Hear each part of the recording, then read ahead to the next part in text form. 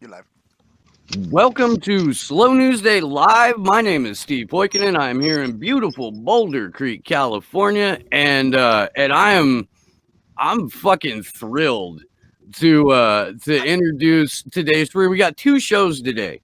I should start off by saying that we're gonna do this live stream, and then we're gonna come back at 2 o'clock Pacific, 5 o'clock Eastern with Whitney Webb in case you haven't had your brain broken today.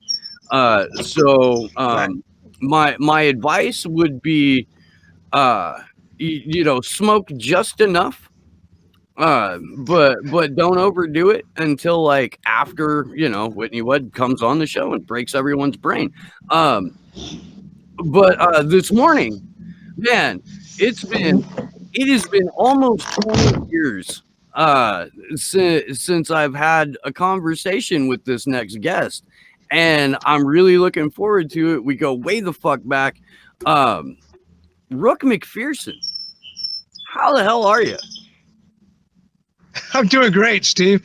It is really good to see you after, like you said, almost 20 years when we used to pull a cabriolet rickshaw together at the Minnesota Renaissance Festival, making money to be taxied. Basically, the medieval Uber. Yeah, 100%. That was a great time. If you guys aren't familiar, if you haven't heard me talk about it, the cabriolet is like a rickshaw, as Rook was just saying, but instead of bamboo with like bicycle tires, it's solid oak and iron. And the ones in Texas had golf cart suspension and weighed like 400 pounds empty, and then you would pack Yes. like 1,200 pounds of Texan in it, or fucking 1,500 pounds of Minnesotan in it. And Rook would be up front, and I would be in the back and pushing the fucking thing. And we would go way too many miles during the day or around these fair sites, taking drunk assholes wherever they would want to go. And that was the job. That was the whole job. It was talk shit and fucking toad around people, which was an education in and of itself, I gotta say. And both of us still get paid for talking shit. Yeah, it's true. It's true. Rook, you got some internet fame. We're gonna go ahead and roll that clip here off of a video that someone shot of you, and then you can explain who Skidmark is and what the Mud Show is and all that kind of stuff. But we'll roll the video here real quick. Roll the tape. You understand politics, you think you understand political parties, you're all full of crap, you don't know what the Illuminati is, you're either Republican or you're Democrat, you're wrong! Why? It's this easy, it's called divide and conquer. That's why there's two parties and only two, and they're controlled by the same people at the very top who belong to the Council on Foreign Relations, the Bilderberger Group, they also belong to the Trilateral Commission, and you people don't even know what the hell that is. But if you did know, you would know that these are the people that control your world by making global policies that you never vote on, and by which parties both serve and belong to these organizations and control your world. Now, here's how it works. Really easy. Divide and conquer can only work if the people that are divided are not aware of the falsely created division. If you're not aware of it, then it works. If you know about it, then it don't work no more. If you have socialism without capitalism, it becomes communism. If you have capitalism without socialism, it becomes fascism. And it's just that easy. I love you. That's all you need to know. That's why Masonic symbols are all over your freaking money. But you don't pay any attention. Ridiculous. This guy's got... So I love that. I do. I haven't heard that in years. Yeah. According to the internet, it's 3 years old. 60 million people watched it last time I checked. And look, man, so the first time that I saw that, I think it was on Facebook, because I didn't have a Twitter account yet. I didn't have a Twitter account until I started the show. And I'm a fucking masochist, I guess, is why I have a Twitter account. But I saw that, and it was like the title of the video is "Homeless Man Exposes the New World Order," and I'm like, that's not a homeless guy. That's my homeboy. Like I know that dude. What the fuck? This is crazy. And so every time I see it get passed around, I feel like I have to walk people back a little bit, because there's people who are convinced that Skidmark is an MK Ultra survivor who like broke out of a fucking containment facility and wound up wearing a Santa Claus hat on a dirt fucking road somewhere where people were just walking around filming. So if you could please explain to these motherfuckers who Skidmark is and what that was and what that's all about. I'll make it quick. If you've never been to a Renaissance festival, most of us are portraying some kind of medieval, quote, Renaissance character that you might see in that time. Very few people choose to play the lowest of the low, and they had homeless people too. So I went for the bottom basement peasant, dirt beggar in the middle of the road. And as most people, well, not most, but a lot of people who are homeless and crazy in the road, they tend to prophesize about the future and the control grid and the end is nigh and all that. So I played upon that and created a character. It just happened to be around Christmas time at the Texas Renaissance Festival, and that's why the Santa hat. But sometimes people prod me because they know that I really do know about some of this stuff. And that lady who filmed that, she prodded me, and I went off on a tirade because it was fun and people enjoyed it. That's about it. And look, I certainly enjoyed it. That's simple. And look, man, you're not wrong there in like anything that character spurted out. I got to give you props for the delivery.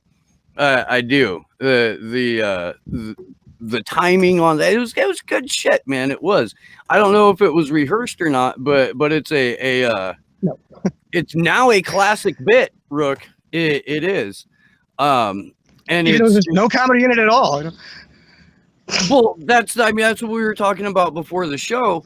Is that there's got to be a ratio. Like if you would have told a dick joke immediately before or immediately after, then that whole bit would be comedy. But there's a golden dick joke ratio, I think, that you have Bill to Hicks have. spoke of this. Yes. And so today's show is going to be entirely about finding the dick ratio for comedy, the dick joke ratio for comedy. It's probably not going to do that. It might. You have pissed a lot of our old friends off, Rook. Yes. The thing is, when you belong to the Renaissance Festival community, you're probably talking, I'm going to guess, 3/4 of the people out there are liberal. And that's fine. I'm middle of the road. I'm not liberal or conservative, by the way. I'm a centrist, solidly. But the thing about it is, this COVID thing, and I'm sure we're going to talk about that a little bit today, it seems to be the property of the left as far as it being a terrible, dangerous thing that's going to kill us all if we don't wear masks and shut ourselves up in our homes. The conservatives seem to own the other side of the argument that, hey, even if it does exist, some claim it doesn't exist at all, it's really not that bad, not so bad that we need to unconstitutionally destroy our government and our way of life. And it is unconstitutional what they've done. There's been no judicial review of these executive actions. However, the truth is usually in the middle. Yet, I feel right now, because of the globalist agenda, the left is going to embrace a more extreme version of what's really going on. And a lot of my friends, as you say, because I've chosen to not believe the narrative from the media. When did hippies start listening to the media, by the way? But because of that, a lot of them have disowned me in one way or another, I'm sure, and I don't care.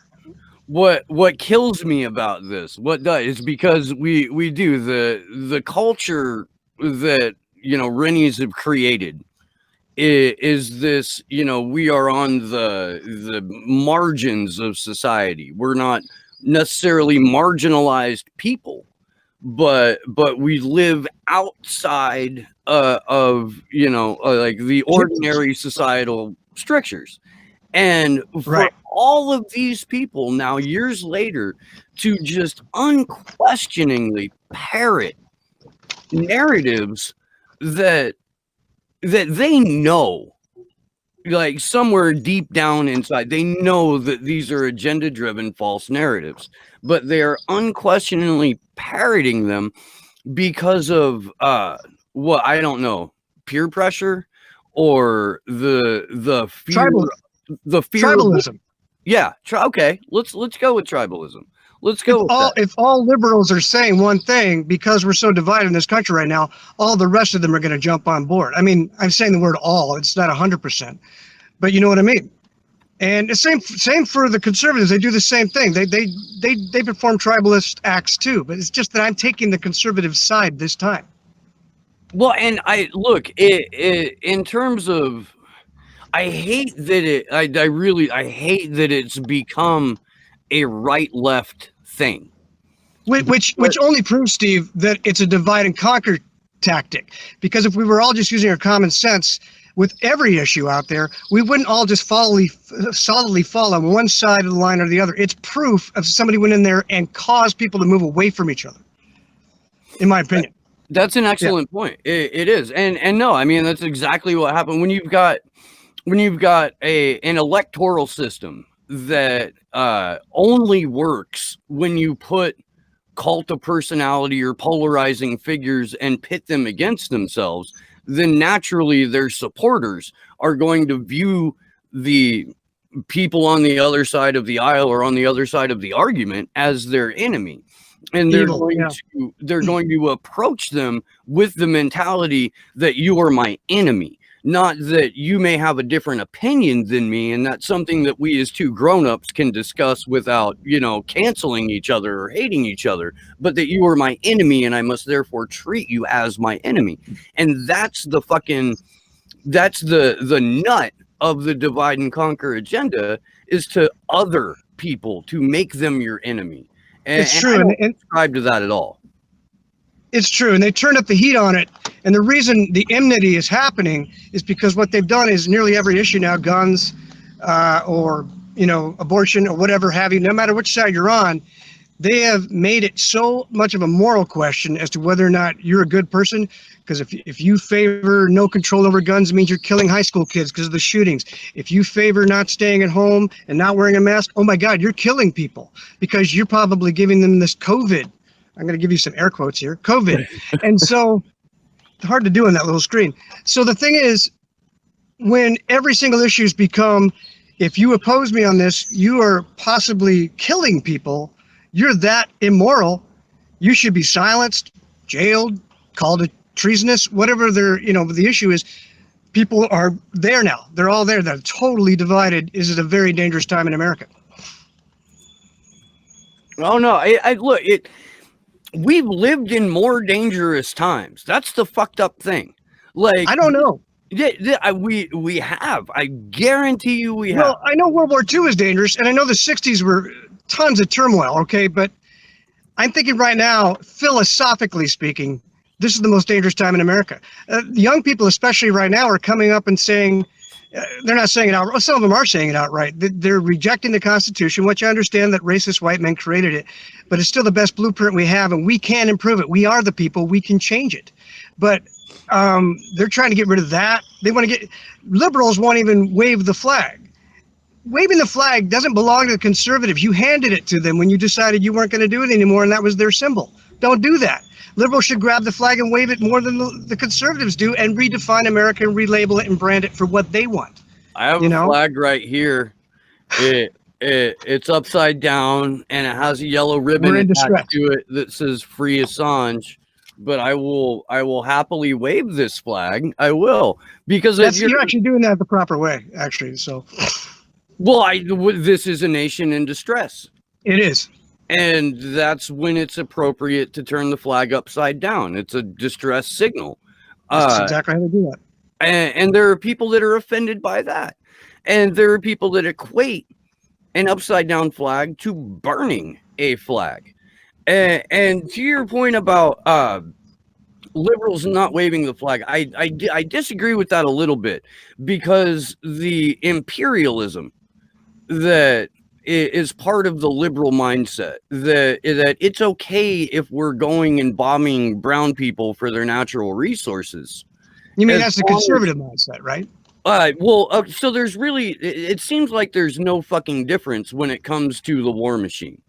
Right now at this very moment, Joe Biden has a more right-wing foreign policy approach than Donald Trump. Joe Biden is on record saying not only would he continue the sanctions that we have against Iran, he would increase them. He's on camera saying, "I'm a Zionist. You don't have to be a Jew to be a Zionist." Like, he said that shit on camera, I and didn't know that.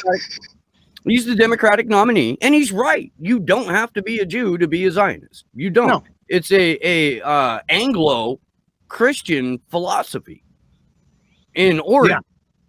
Well, the left almost has no representatives. I don't feel that even Obama was left of center.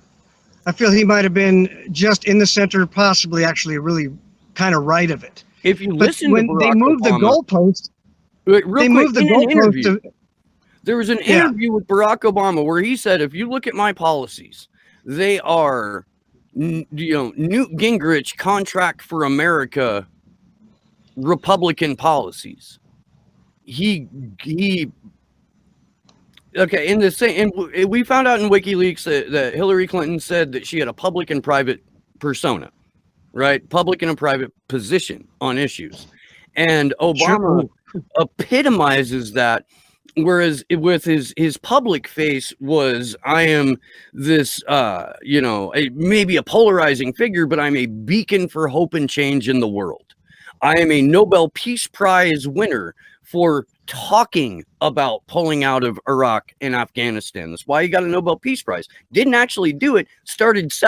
Bombed 5 more countries. Fucking started coups in a couple of more.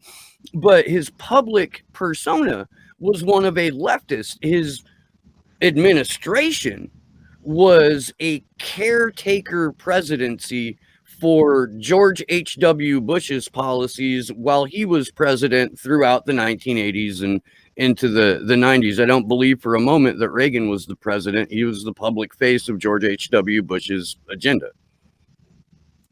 Well, I would say that about every president. When they have an advisor, think boss. I don't think they have advisors. I think they have bosses. The power's always behind the throne, and those advisors are telling them what their agenda will be. Presidents are middle management as far as power in this world. You will never know the name of the face of anybody who's truly powerful. It doesn't work that way. And these guys do exactly what the Rothschilds, the Rockefellers, and everybody else that we do know about, as high up as we do know about them, they do what they tell them to do. That's how it works. These are global agendas, and they have been ever since the 50s in this country. America has been under a global agenda. And I would argue ever since World War I, we've had some global agendas creeping in to the newly industrialized United States. By those same players. I mean, that's fair, and that's that. You see the proof of concept there in the origins of the Federal Reserve. Yes, and what the Federal Reserve is and does. We used to have opponents of central banks and centralized structures, not just in this country, but around the world. There were people who had extreme opposition to the centralizing of their nation and of the centralization of the global economy. Like Kennedy. Like Kennedy. And this is going to bring us right back to Bill Hicks, Rook. It's because back into the left. And Bill Hicks has that bit where he's like, so they take the new president into the Oval Office and they show him the film of Kennedy's assassination from an angle that they'd never seen before. And then when the film is over and they shut off the projector and they say, well, do you have any questions? The new president says, only what you want my agenda to be. Yeah. And I mean, that's basically what you just said too. And this show is brought to you by the ghost of Bill Hicks and mushrooms, and the letter M. Sesame Street for conspiracy theorists. Oh, we should do that with fucking puppets and everything. You need a Sesame Street episode. I'll hook you up. I got puppets. Fuck yeah! Of course, so do the Rothschilds. All right, the new title of this episode is "I'll Hook You Up. I Got Puppets." That sounds sick. That's great. It's more fun than I thought it was going to be, Steve. You should have known, Rook. You should have fucking known. Yeah, that left-right thing, and you're talking about the globalists and getting back into the central banks and the centralism and the consolidation of power across the world. What it lends itself to is the global structure that they want. And recently, Julian Assange, not Julian Assange, excuse me, the guy who made the Tesla car. I get all these billionaires. Elon Musk. He just recently shot up the string of pearls, 2 or 3 launches of these small satellites during the time that COVID the lockdown had just started. I actually saw one of the displays in the sky. And when we come out of this, what they want to do, and talk about centralization of power, is they want to have a global grid in which under the 5G network, you won't be able to go anywhere or do anything without it being known, your preferences being known. You won't be able to, the cash is going away. I just left Walmart. Okay, that's part of what that 5G allows. It allows a cashless system that'll be global. I just left Walmart, and to hide the fact that they can't give you change because there's a coin shortage. Right. They are now at first they just said, we don't know what to tell you. We just have pennies in the drawer. I said, keep the change. This week I go to Walmart and it's like, well, do you want to give the rest of your money to charity? That 96 cents? I go, fine. Because I don't want to use the cash. I don't like computers. I don't like technology. I don't think it's going to save us. I think it's going to damn us. And I don't want computers to be effective in every aspect of my life, knowing that their networking and their reaching is global, and there's nothing that could ever be hidden or protected anymore. I mean, I've already been ripped off by digital thieves on my credit card, and that happens to almost everybody now. Yeah, I'm always blown away by what has already happened to us as humans and where we're at in 2020, to where a rational mindset is fuck this technology and fuck where it's headed, because it's a tool like anything else, and it only creates or destroys based on the person that is picking it up and using it.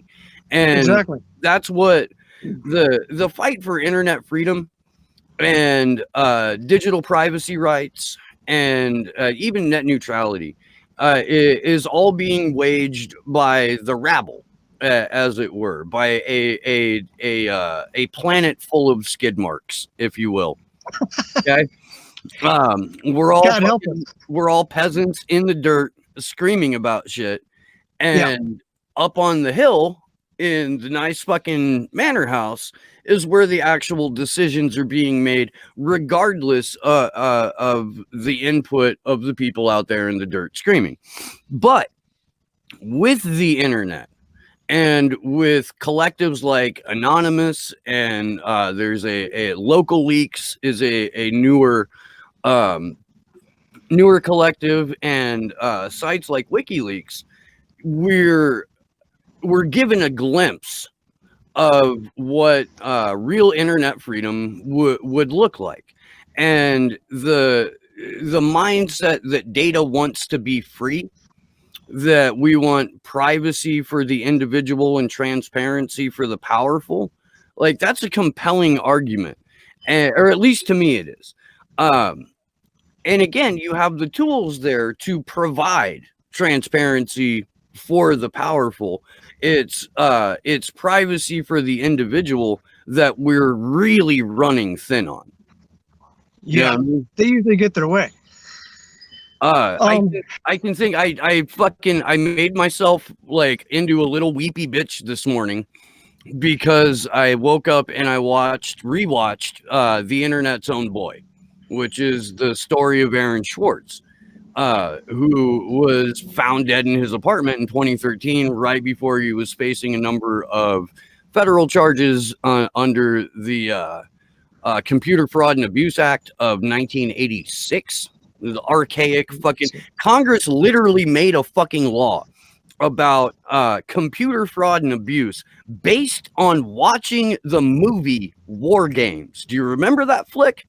I've heard this story. I didn't know as far. Yeah, by that's crazy. So that movie, this literal science fiction movie, compelled Congress to write this law. And 30 years later, they're trying to prosecute a 26-year-old kid under this law that they made because they saw a sci-fi movie and got scared. We live in a fucking cartoon is really what I'm trying to tell you. But that cartoon has consequences. One of those consequences was the life of Aaron Schwartz that got snuffed out way too fucking early. But one of the reasons that I wanted to rewatch it is because there was a day when Aaron Schwartz and digital privacy activists and online activists won. And that was, we all stopped the passage of SOPA and PIPA. SOPA was the Stop Online Piracy Act. PIPA was the Protect Internet Protocol Act or some shit like that. But they were barbaric. They were these big, all-encompassing draconian laws. And now, in this moment, we're facing SOPA on steroids, and it's called the Earn It Act, the Earn IT Act, however you want to say it. But it's basically the same thing, where without using the word encryption, Congress is trying to kill end-to-end encryption as we fucking know it. And I feel like we need, I don't know, we need another figure like Aaron Schwartz. We need another person who can understand the technical aspects of this and organize physically to get people to come together to stop this fucking thing. But I'm worried, Rook, that too many people who are much younger than us have grown up in this era of all-encompassing surveillance and all-encompassing digital invasiveness, that they're, because it was like that when they were born and it's like that now, the mindset is this is how the world operates. Exactly. What would you say to those people to change their fucking mind? Well, it would never be that easy. There's no one thing you're ever going to say. They're generationally conditioning people to get used to more and more of this. They give up on the older folk. They know they'll always be either like, I'm no good with technology and not even know how to use it, or be against it, but they're going to die someday. And there's a new baby boom, they claim. So if you've got an entire generation Y and who came after them that are accepting far more infringement upon their life by digital means, then it's going to become normal, like you say. And I hate that phrase, a new normal, but that's going to be one example of another new normal, especially since everybody's home. Now everybody's digital all the time because we're home. So what they're doing is they're getting them used to it, and they want them, basically, let me cut this short. I'll just say this. They want us to be like the Chinese. They want us to be exactly like the Chinese. And the Chinese are used to not having their freedoms. Some protest, and you see what happens to them. They want us to accept that kind of level of freedom, of which it's practically none, in the United States. This is a global aim, and they're doing it generationally, as I said. And so what do you say to people about that? There's nothing you can say that is going to get it in one take. The only thing you can do is to tell as many people as you know, and you have a great platform for that, and hope that eventually it snowballs into enough people saying, wait a minute, I can't live like that. And you have to show them what they're going to lose. I don't think young people even understand that they're less freer now than we were. There's things I could do 20 years ago that you cannot do now. You goddamn right. Some of them are legal, but but if you do anything illegal now, they'll know. They'll know. The idea of the law is that you're supposed to have honor to yourself and obey it. If you break it and you get found out, you get punished. And there's a price of freedom, which is crime will happen. Now, if you take away the ability for crime ever to happen, that means you have people controlled totally. that means you've taken away their freedom. Freedom and security are exact opposites. You cannot have perfect security without losing all your freedoms. It doesn't work that way. There is a price of freedom, and sometimes it includes death, and that could take us into the COVID thing possibly, but you know what I'm saying? I mean, you're talking to someone who has always been a civil libertarian, you know? I feel like because I have teenagers, and when I try to talk to them about this shit, they look at me like I have 4 heads, you know? But then when they ask me like, oh, well, what were you doing when you were 14? I'm like, nothing I could get away with now. That's for goddamn sure. You know, even shit that we did, that you and I did, pulling cab together, the fucking, I'm not going to tell too many. I promised myself I wouldn't tell stories out of school, you know? And I know that there's a code. I'm not trying to break the code here. I'm not.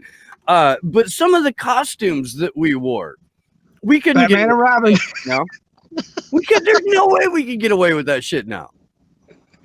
Oh, I could, but maybe not a new Rennie, but I think I could get away with it. Maybe you at this point you're grandfathered in. Like your fuckery is kind of, you know, it's got its own like dick joke ratio. You Management knows me. Yes, it's true. But as you're saying, on that note, people now are more subservient. They're better pets. They're all good puppies. Do you remember that fucking song? We'll make great pets. Squares.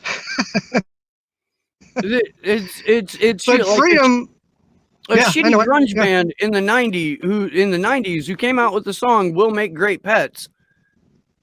20 fucking years later, look at all the people that we used to fucking, you know, or at least that I used to you know, like hang out with and shit in Renaissance Festival campgrounds that are unquestionably parroting a fucking narrative about whether it's about, you know, wearing masks or accepting the fact that there may be a mandatory vaccine or believing every single number that comes out for this COVID thing.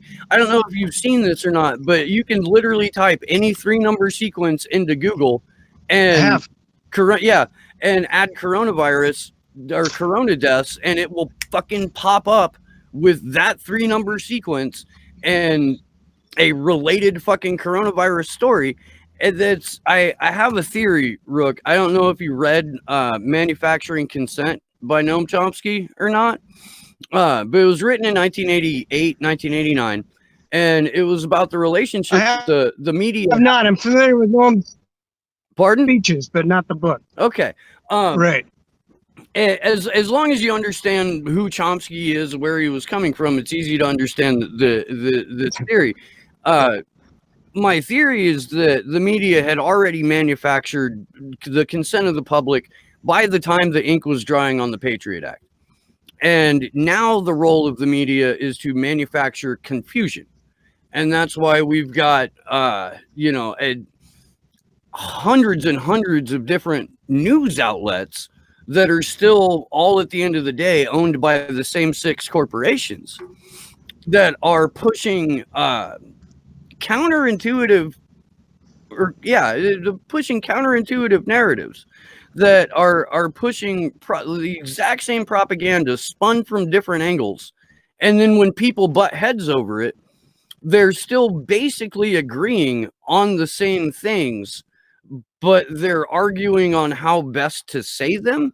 And it creates a culture of confusion. And that's where we are right now in terms of what our media is and what our media does, which is why what independent media does is so fucking vital, because we're the lone voices in this fucking massive public square that is the internet, saying this is all bullshit, and we would like you to think for yourselves. We would like you, the individual, to be able to access this information, primary source information, and then make up your own mind about it. And that is the biggest threat to manufactured confusion. It's my rant. Not only that, you made an excellent point. There's not more media owners. There's just more media outlets. So that helps create chaos. This is more divide and conquer, which is really what they want. But the thing is, if you go against the mainstream message that they want you to hear, that the COVID is at a certain number level, I could back that up later if you want to talk about that. But the reason they will take people down that challenge that narrative. And they've already done it to me just last night after I got done talking to you. I can no longer share anything on Facebook Messenger. I'm not sure if people can share things to me. I can talk to people, but I cannot share anything. And that was odd because I've been sharing this one particular video a lot, and it's a guy that a lot of people hate because he talks about some outer space stuff too. But he is one of my best go-tos, not my only, when it comes to research, because he's so damn thorough and he uses the mainstream media. And that's David Icke. A lot of people cannot stand him because of the reptilian stuff he gets into. But, you know, a lot of people have friends that believe that Moses parted the Red Sea with a stick, and they still talk to them. So nobody's wrong about everything just because one of their ideas is nuts. And he points out that they are going to make sure the message doesn't get worse, perhaps, just because we're talking. This is the first time that your connection has been interrupted, by the way. This is the Clouds. Oh, it's clouds? Clouds just came in and it just started. It's the fucking weather machine, Rook. It's the goddamn HARP. Their goddamn weather machine. It's HARP. Look, I enjoy David Icke's takes on things. I do. I think he's somebody that, like, I was trying to explain this to someone because I don't really go to Facebook anymore. It's a painful experience for me. Yes. But when I do, drop the bombs and leave, you know. Yeah, pretty much. Fucking light fuse and stand back, you know. But I was trying to explain to somebody, like, why would I want to live in an information bubble? Why would I only want to have an argument or a narrative presented to me that exists purely to confirm my biases? Why would I not want fucking information that challenges my biases and makes me see something in a different perspective? That's what I want out of, I guess, this whole fucking life experience is to gather new perspectives and then make up my own fucking mind about what I want to think Exactly. about it without somebody telling me how I should think or fucking feel about it. Clouds. Kevin. I think that people that won't look at data that's alternative to their beliefs, and I do all the people are addicted to their beliefs. Cutting out. I think I'm here. Stand outside here. I feel like I'm here. I got you again. I'm gonna get out of the vehicle. Maybe that'll help. All right. Do you know how frustrating it is that you don't look like any fucking different than you did 20 years ago? You know how much that fucking pisses me off? I don't really age. I'm kind of like Irish Wolverine. I have a adamantium liver. So it's kind of how that goes for me. But I tell you, look, I'm gonna put it this way. But like this whole thing that they're doing right now is kind of aging me a little bit. The end of my freedom, you know? Yeah. I feel like people who are even halfway aware of what's going on and what's being done to them are all aging years and fucking weeks throughout this whole process. One of the things that nobody fucking talks about is the mental health effects that lockdown has on people. The number of suicides that have just skyrocketed because of this whole thing. And this comes back to what you were talking about, where they want us to turn into the Chinese. Friend of the show, Jason Burmis, talks a lot about the social credit score. and how it is Yes. already here and how it is being implemented in our daily lives. You not being Contact able to tracing. share something on Facebook is you having a negative social credit score. Its contact tracing will be the same system. It's the same as contact tracing, which a lot of people think is just about the disease. It is not. If you're a bad cookie because you're hanging out with people and protesting, they can just tell you through contact tracing, without it being true, that you were near somebody who had COVID, and now you should voluntarily, but later mandatorily, stay at home for a certain amount of time, a couple weeks or more. And that'll keep people from congregating, from condensing their power of opinion and their power of one body through many people to attack an issue or to take on the government.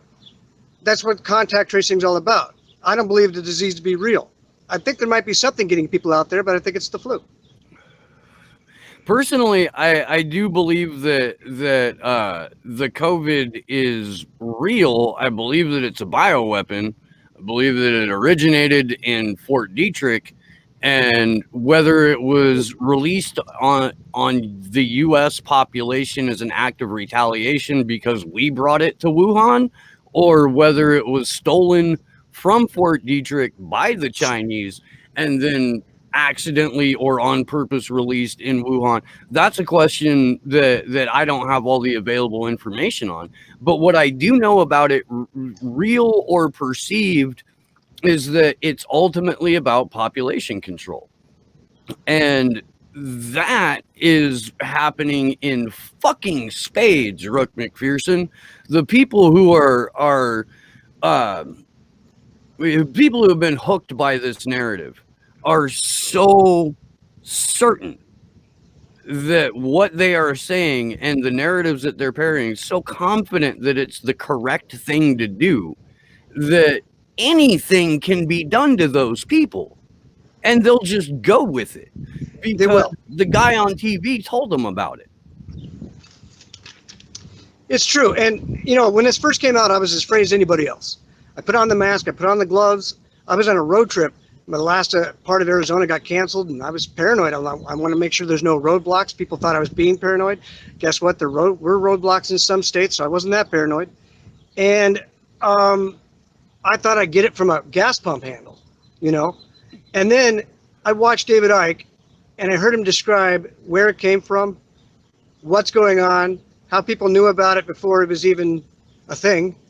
And when I got done with that, I checked out a few other resources. I usually read books. I don't use the internet for research. I don't use YouTube for research. I don't. I read books. But COVID just happened. So I'm forced to look on the internet. And it's really, you know, it's dicey because a lot of people have stupid ideas that they don't back up. But through a lot of research, I used a lot of phone cards to do it. I found out for sure, based on what I found, it has convinced me 100% that yes, it is a hoax of some kind. If there is a disease, I think they piggybacked the flu, and they're using the flu numbers, by the way, which have drastically gone down from 2 years ago, to pump up their numbers. You don't even need a really fatal disease. You just need to be able to tell people that there is one, for one thing, and play with the numbers, scare them, and get them to respond in ways that will only give you the advantage in making your control grid for the future, in your new normal, so that you can take away the freedoms they once had. And they're gonna do this. And because young people are embracing globalism, that means the control, and I'm not a nationalist, that sounds like a white supremacist thing, but I do believe in the United States. So I guess maybe I am a nationalist, but I don't want the UN or the WHO particularly, which is, Bill Gates will be the largest contributor now that we're pulling out of the WHO. Few people know that. So I don't want them telling me, I didn't vote for those guys.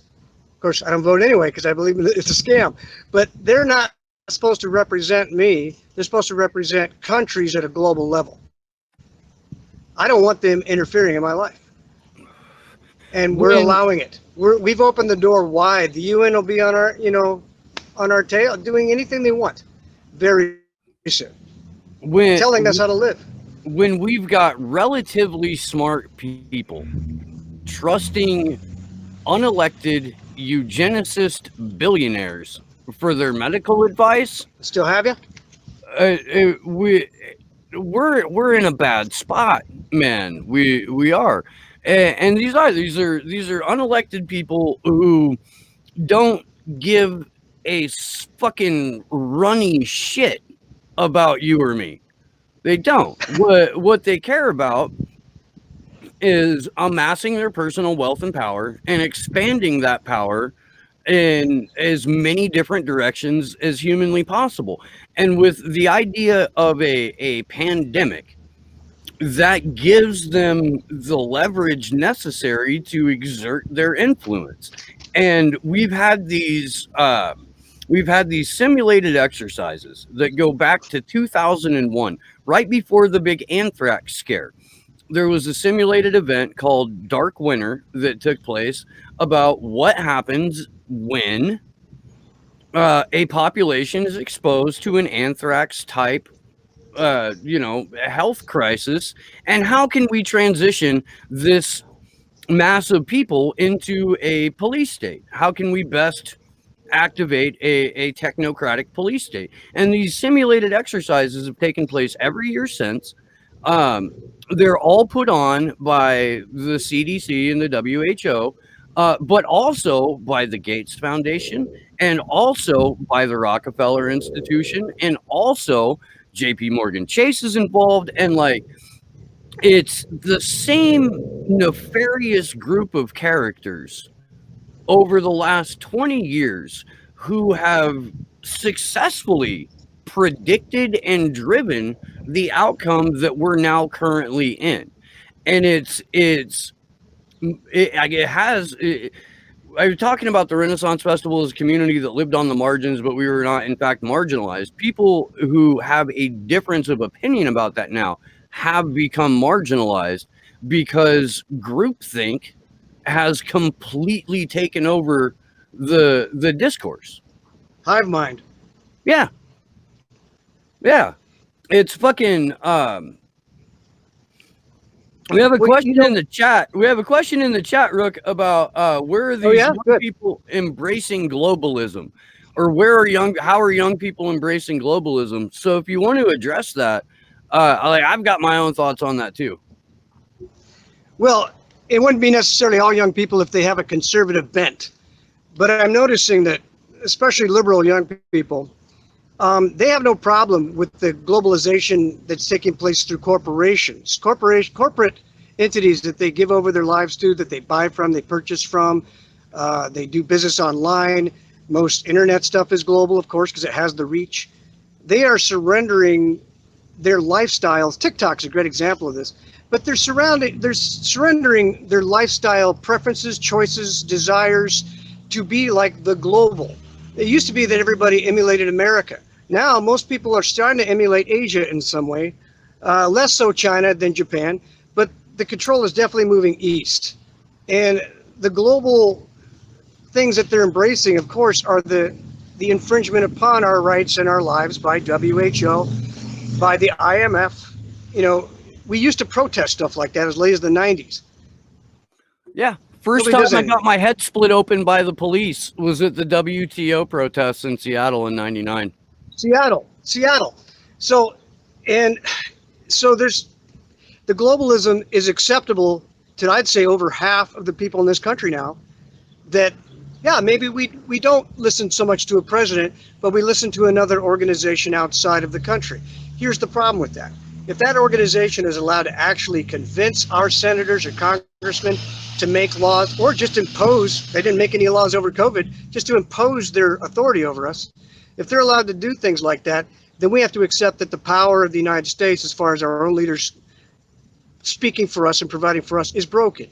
And the other thing we have to realize is this. We have one guy in charge, other than the other two branches of government, which seem pretty weak at times.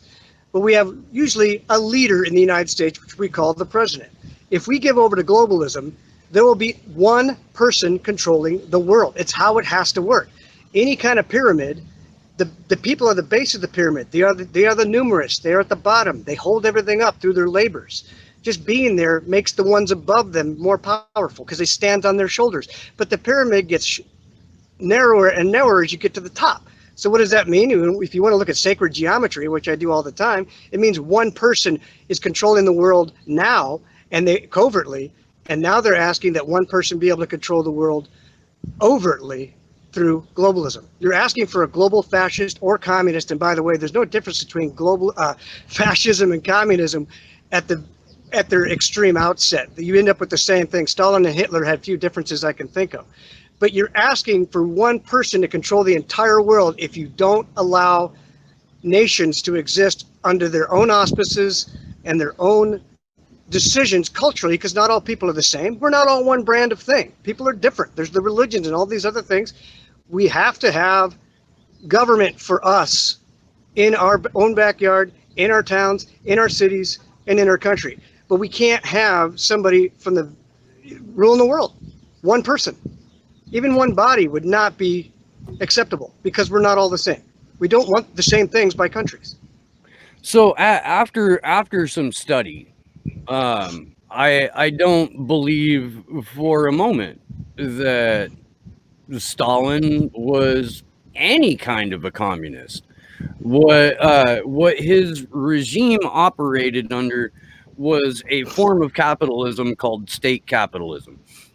And that's where the means of production go to the state, not to the workers, not to the corporation, but to the state. And then the state meddies out the means of production. It's a far away from communism as you can possibly get. So I do have the way that Marx made it out. I do have to add a caveat based on what you said. I'm agreeing with you. What we're calling communism is what I should have said. The thing is, communism was invented, a lot of people don't know this, by a 33rd degree Mason known as Karl Marx. Yeah, he was a 33rd degree Mason. People, you need to study stuff. So Karl Marx invented this system, but it was never actually implemented in the way he put it down. The manifesto was never actually enacted in the way that he wanted to do it. Now, I don't know that his pure communism would have been a good thing. I'm not advocating for any form of communism here right now, or fascism for that matter. But you're right in that Stalin should not have been wealthy, and he shouldn't have had the ability to put lots of people to death unless he was, basically revamping a system that was not originally, it wasn't being used the way it was intended at all. It's not the same thing. You're right. I agree. And that's, and to me, that's an important distinction, because we have all these people running around throwing out the word communist or throwing out the word Marxist when they don't have the slightest bit of information about what they're talking about. They saw it on a meme, or they heard it from fucking Breitbart, and they're like, oh yeah, this confirms my biases about communists, so I'm going to run with this fucking this framing, even though it's fundamentally incorrect. And that's like it fucking, oh dude, it gets me, like it really does. Not that I am necessarily a communist, like I'm fucking, I believe that all of our isms have failed us miserably, and you illustrated that just now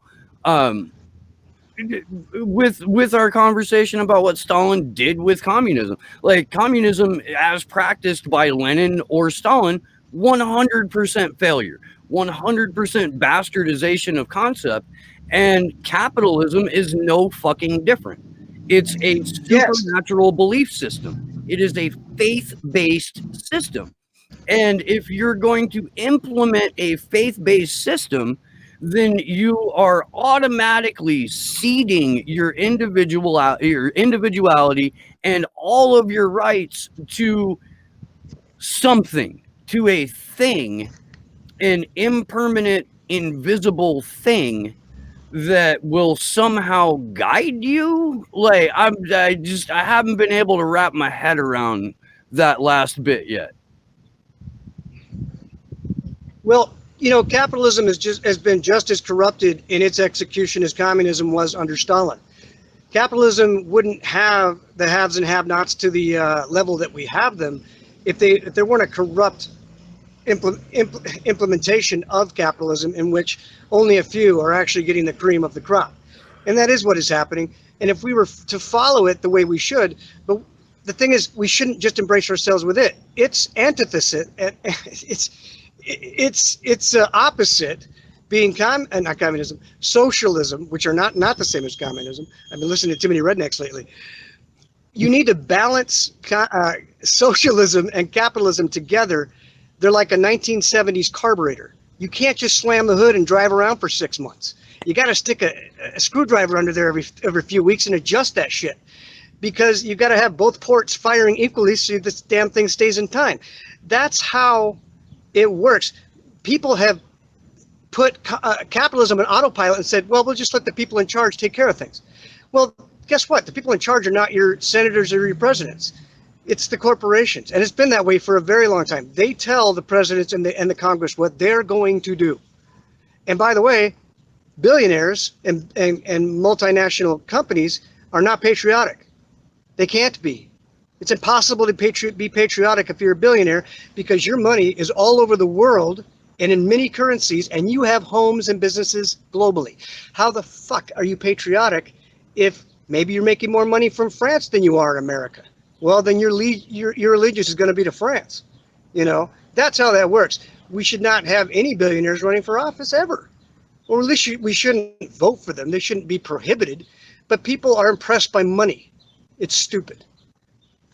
Hey man, I mean, look, I fear the cashless society that we're heading towards, but I want a cashless society with a redefinition of work, with a complete what it means to work and how it means to acquire personal property, or like I want a redefinition of that. But I don't think that the current isms that we have are a suitable vehicle for that. I don't think that the current I guess media landscape that we have is a good enough vehicle for that. What I have lobbied for the entire time I've been doing this show is a sort of collective ascension. Like, and I don't know.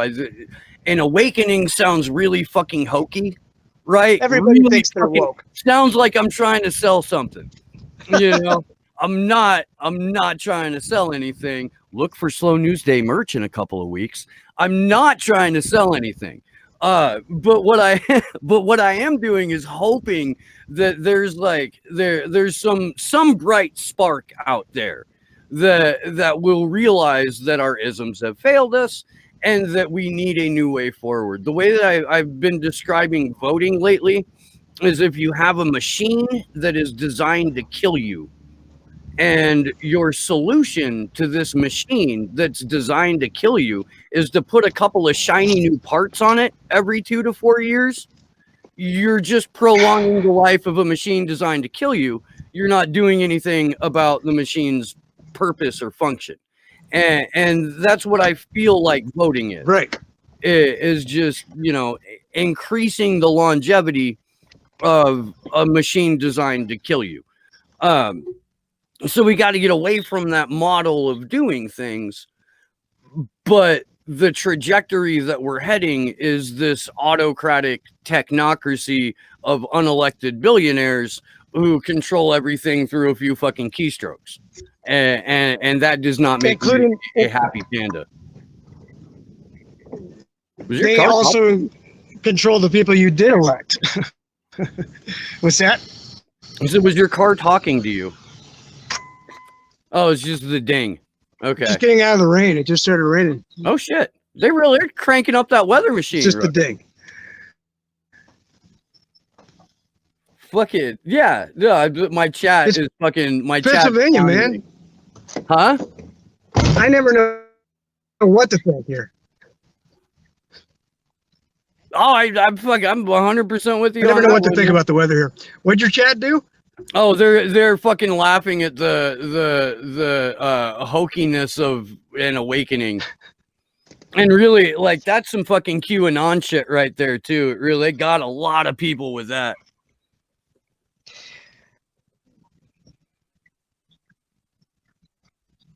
Your audio cut out as soon as Be you done got incrementally.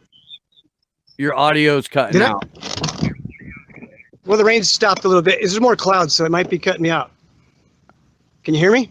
I can hear you fine. Yeah. Now. Yeah. Now you can. Okay, yeah, I'll keep the door open. That might help. The rain's kind of settling off anyway. So, Jesus Christ. but I always thought that there could be an awakening in small steps. And the one thing I advocated as skid mark in the street was for people to stop voting, because I felt that one way to address their isms, democratism and republicanism, would be to show the system that it no longer has any credibility and cause the parties to fall down overnight. And if you could start a wave, because there's dissatisfied people to a great degree in both parties. If you could start a wave where one election season for president, nobody goes to the polls. I know you wouldn't get nobody, but if you could get it down to 20% or something like that, it would call into question the very credibility of anybody who belongs to those parties and allow for a surge forward of new parties for people to choose from. And perhaps that would cause a change. But even calling for something like that is a pretty far-fetched thing, you know. But we sometimes only half of us vote, so maybe not so much, you know. Maybe it could happen. Look, I mean, the numbers that I saw from the 2016 election were that 140 million people did not vote. It's about half. And that's about Yeah. half. There's 162 million people or 164 million people voted. And so we're almost at half the country not voting. The half of the country that does vote is voting for one half of a duopoly, this machine designed to kill Right. us. And they're signing away their individual liberty every time they do this act that they think is a required public service on their part. And my response to that is always going to be voting is the laziest and least effective direct action you could ever possibly fucking take. I agree with that. And people treat it like the holy grail of politics. You need to get out and vote. You need to get out and vote. And I used to be one of those people. In fact, when I knew you, I think I was. And I used to say, if you don't vote, you don't matter.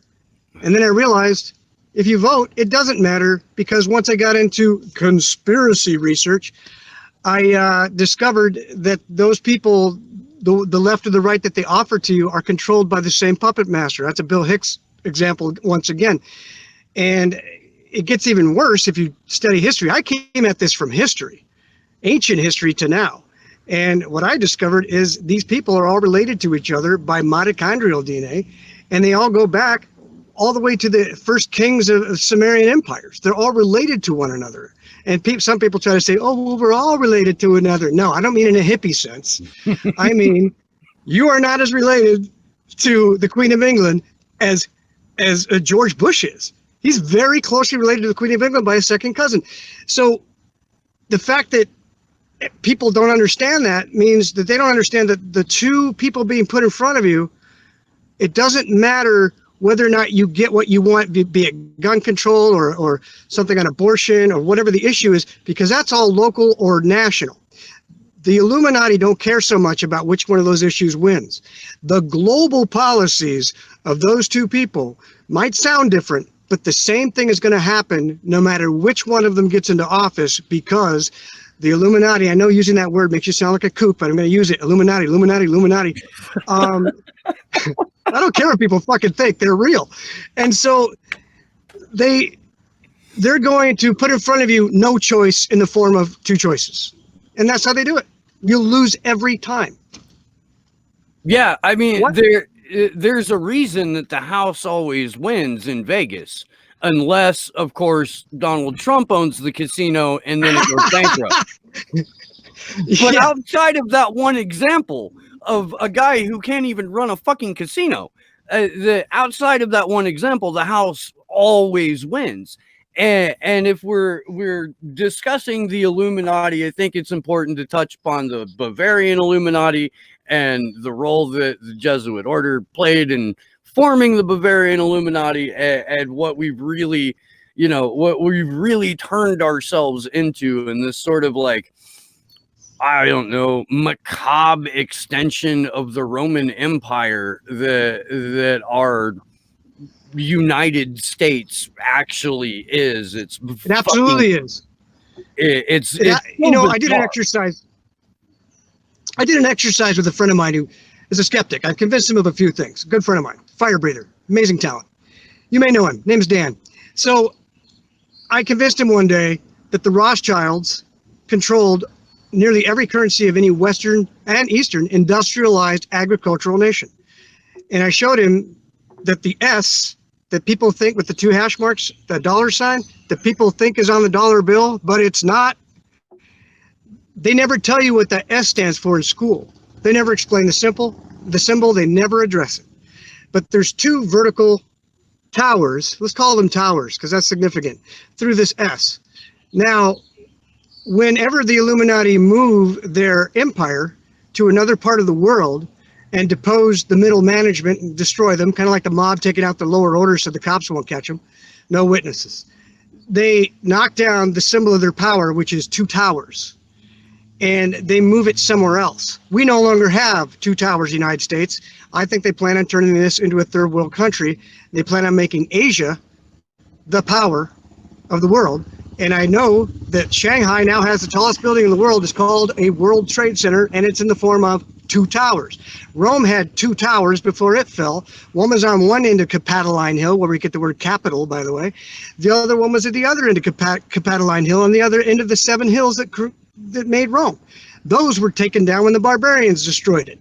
So, but the original two towers that I know of, and this has happened in many cultures, is the Temple of Solomon. There's that S you wondered about. The S on that represents the dollar sign means Solomon. It's a Zionist thing, and I'm not being anti-Jew here. Besides, Jew is not a race, it's a religion. I could become a Jew if I wanted to be. But what I'm saying is that they knocked down the symbol of power, and that was knocked down twice, the Temple of Solomon. But every time it goes to the empire that is next and exchange hands. Now, that's some really crazy Illuminati stuff, but if you research it, you'll find it's absolutely correct. And that's how they play this game, and they play long term. They probably thought about COVID 50 years ago. They have a foreknowledge of most. What's that? We know for a fact.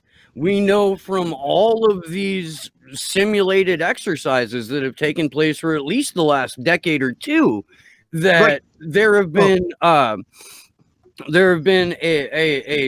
you know, fairly small comparative to the population of the world, small group of unelected, very powerful individuals who have come together to lay out these exercises as the best way to transition Western quote unquote democracies into post-pandemic police states.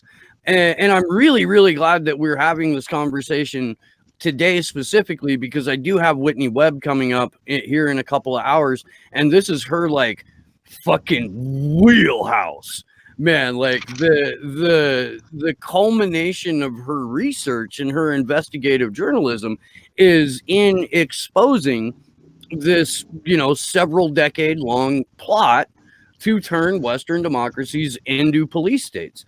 And we've got so many different like historical examples of this happening and current real-time examples. If you look at what's happening in Hong Kong, for example, and the people that have, you know, risen up against the current Chinese regime, the way that they are being propped up by Western intelligence outlets, and B, the response to that is such a heavy predictor of where we're headed, that to ignore what's happening because it's happening outside of our immediate fucking sphere, or ignore what's happening because it's happening in Asia, is just full fucking retard. Like, it is. You can't. You have to have an eye or an ear towards the East right now in order to have a complete picture of what's going on. Yeah. Well, the thing is, Steve, when you say these things, people don't buy it. when I say these things, when we all say these things, people don't buy it because it's not their experience from the media, which they foolishly trust, which is owned by the very people doing this to us. But the thing is, when they have a foreknowledge and that knowledge is out there, it can be found on the internet, they don't hide the secrets, the Illuminati. They put some of their symbols right on their dollar bill. They want to see who's smart enough to figure it out. That's one of the things they do. But when they have a foreknowledge of something that's about to happen and it's proven, then you know that it was, you've been played. It wasn't a natural occurrence. It wasn't just a political thing that happened. It was a plan that is being enacted, and they leave smoking guns all over the place for people who are curious enough to find it. They do it all the time. Well, and I have a different take on that, and I do I agree with what you're saying, but my take on that is to them it's ritual magic, and it doesn't matter if I believe in the ritual magic. It matters if they believe in the ritual magic, and what they have to do in order for their magic to work is to declare their intent. And when we get an example, or when we get a declaration of intent and do nothing about it, that's public acquiescence to that demand wrapped inside that intent. That's my take on that. Right. Well, it's out there, but you're right about that. They do believe in ritual, by the way. Most of them are kind of like alchemists, if you really know anything about these bloodline families and what they do practice. And you're right near Bohemian Grove, so that's a great example. Occupy Bohemian Grove during a pandemic. Occupy Bohemian Grove. Yeah. I'm gonna get thrown in. We should. Do we have to wear masks? Anyway. This is the mask they leave wear when you occupy Bohemian Grove. That's the one I should wear at Walmart.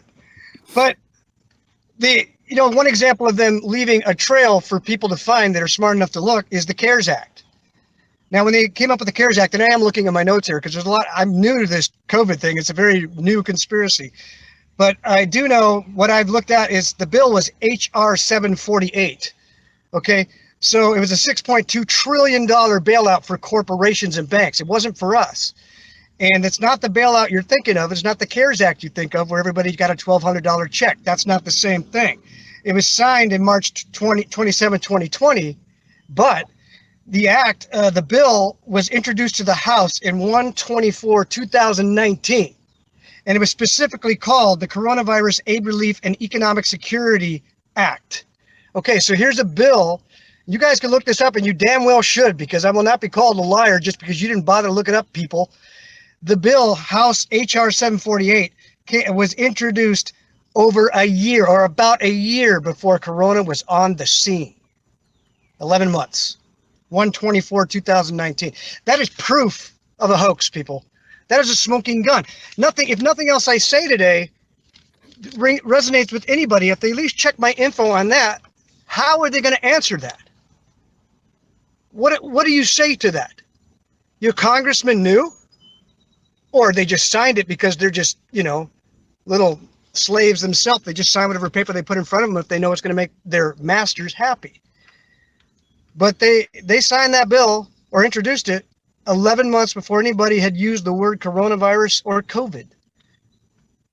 Yeah. So what does that mean? I mean, I've been doing a lot of research. And if I said nothing else today, if I was on for 10 seconds and told you that should be enough. But people you got to hammer them and hammer them and hammer them and annoy them and send them videos. It's just like, if you are so afraid to look at something that you're calling a conspiracy theory, but you haven't looked at it, yet you're discrediting it without looking at it, you're afraid of it. You're afraid of it. Yeah. I'm not talking about flat Earth here. No, I'm not saying we didn't go to the moon. Conspiracies happen. We know this. It seems like people on the left are willing to believe in conspiracies as long as they're about Trump. It seems like people on the right are willing to believe in conspiracies as long as it's about anything they don't like that's a socialist. But for people who think conspiracies it's a bad word, most people, I bet, in the United States believe Kennedy was shot in a conspiracy. I mean, we know, of course he was. We know that was a conspiracy. And the word theory, the way people use word theory in this realm, in our realm, is offensive, because when a scientist uses the word theory, he's talking about something that's been so almost conclusively proven that you might as well accept it as fact. And that's the way I use word theory when I call myself a conspiracy theorist. David Icke has started calling himself a conspiracy realist. I kind of like that. Yeah, But people who and the don't- reason David Icke calls himself a conspiracy realist now, the credit goes to my friend and friend of this show, Sam Tripoli. Did not know that. That's great. Sam has a show called Tinfoil Hat, podcast, and it's fantastic. And they dive into all manner of conspiracies there, and it's, you remember Coast to Coast AM with Art Bell, right? You know what I'm talking about? Maybe you don't. I don't know. You weren't into this shit back I do. I got to hear him a few years before he died. Yeah. So on Coast to Coast, and look, we'll shout out another former Renaissance Festival member here, Brian Overman, the Minister Sinister, was on Art Bell's show at a couple of times as the Minister Sinister. And real quick, let me tell this story, and then I'll get back to Sam and conspiracy realists. But at the Arizona Renaissance Festival in the campground one year, Brian decides that he's going to ordain a bunch of us as ministers, and to do so, he staged this elaborate ceremony where he stood on top of his fucking rape van, this like white windowless van that he had with Minister Sinister plastered all over it. And he had this magic trick that involved flash paper and fucking tubes where he could shoot flames out of his hand. So he did this in the middle of the campground and then proceeded to ordain like 20 of us as legal fucking Universal Life Church ministers. And he was, as Minister Sinister, on Art Bell's show. So back to my whole point about Tripoli and David Icke, Tripoli's show operates like Coast to Coast AM did, where there's no judgment going in. Like the guests, whatever their particular pet conspiracy is, are treated like human fucking beings, and then a discussion takes place about the topic, which is a concept that's foreign to most media outlets at this point.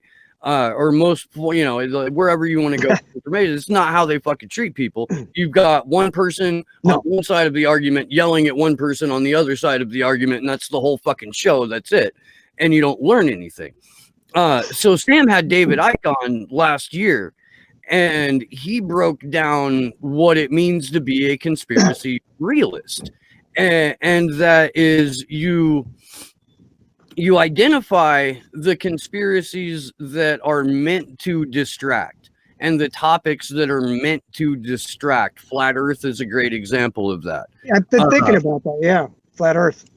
And you expose the conspiracies that really exist, that are provable fucking in the dictionary term. Conspiracies, a group of people gathering to do things that are to manipulate the outcome of events.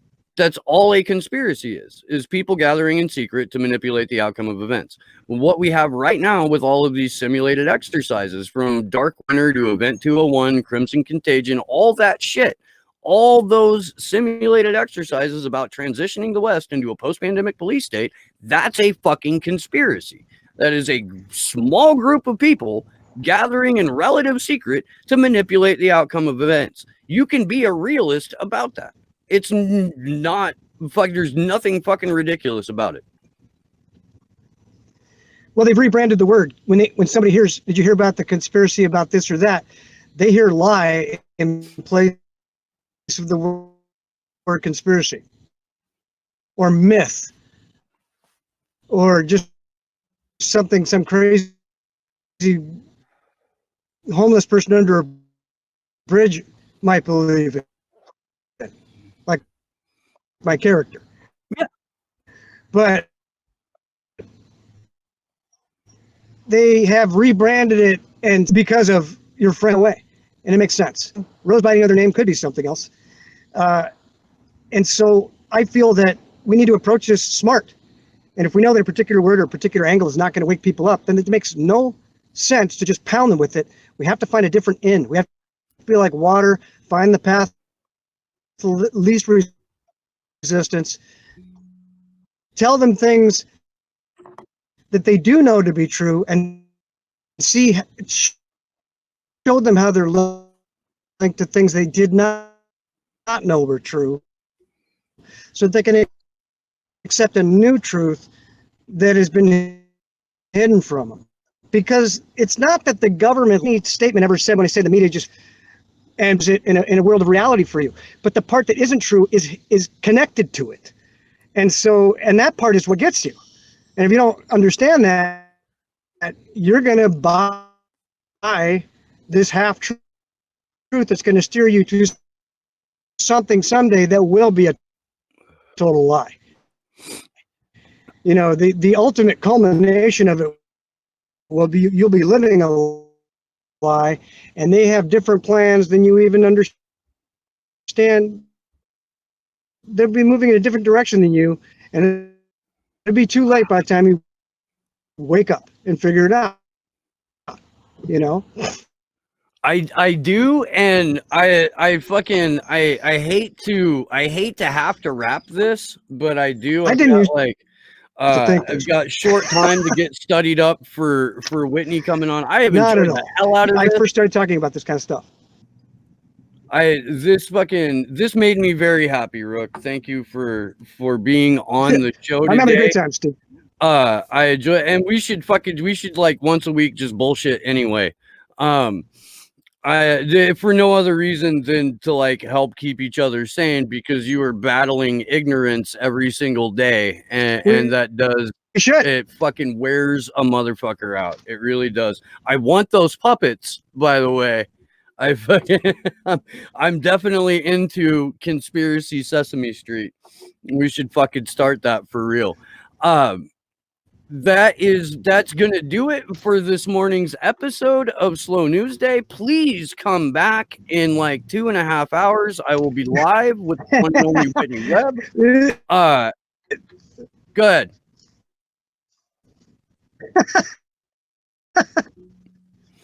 But yeah, I'm gonna go ahead and wrap here. We're pretty much losing Rook anyway, which sucks. But I love you guys. Thank you for being here. I appreciate the hell out of you, and we'll see everyone in the chat. Hopefully back here in a couple of hours. My name is Steve Poikinen. This has been Slow News Day, and good luck to us all.